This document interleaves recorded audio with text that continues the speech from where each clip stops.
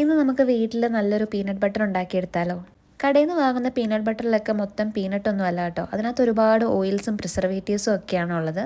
അത് മാത്രമല്ല നമ്മൾ വീട്ടിലുണ്ടാക്കുന്നതിൻ്റെ ടേസ്റ്റ് കടയിൽ നിന്ന് വാങ്ങുന്നതിന് കിട്ടത്തില്ല കേട്ടോ. അപ്പോൾ അതിന് വേണ്ടിയിട്ട് ഞാനൊരു 250 ഗ്രാംസ് തൊലി കളഞ്ഞ പീനട്ട്സ് എടുത്തിട്ടുണ്ട്. നിങ്ങൾക്ക് ചെറുതോ വലുതോ ആയിട്ടുള്ള പീനട്ട്സ് എടുക്കാം. ഓൾറെഡി റോസ്റ്റഡ് ആയിട്ടുള്ള പീനട്ട്സ് ആണെന്നുണ്ടെങ്കിൽ അരയ്ക്കുന്നതിന് മുൻപ് ചെറുതായിട്ടൊന്ന് ചൂടാക്കി എടുക്കണം കേട്ടോ. എന്നിട്ട് ചൂടോടുകൂടി തന്നെ ഇതൊന്ന് അരച്ചെടുക്കണം. സോൾട്ടഡ് പീനട്ട് അല്ല എന്നുണ്ടെങ്കിൽ കുറച്ച് ഉപ്പ്, അതായത് 1-2 നുള്ള് ഉപ്പും കൂടെ ചേർത്ത് അരയ്ക്കാനായിട്ട് നിങ്ങൾ പ്രത്യേകം ശ്രദ്ധിക്കണം. കാരണം പീനട്ട് ബട്ടറിന് ഒരു ചെറിയ ഉപ്പുരസം ഉണ്ടല്ലോ. മധുരത്തിനായിട്ട് നല്ലപോലെ അരച്ചെടുത്തതിന് ശേഷം നിങ്ങൾക്ക് 1-2 ടീസ്പൂൺ ഹണി ചേർത്ത് കൊടുക്കാം കേട്ടോ. ഇനി നല്ല ഹണി കിട്ടാനില്ലെങ്കിൽ പൊടിച്ച ശർക്കര ചേർത്ത് കൊടുക്കാം. ശർക്കര പാനിയൊന്നും ഒഴിക്കരുത്.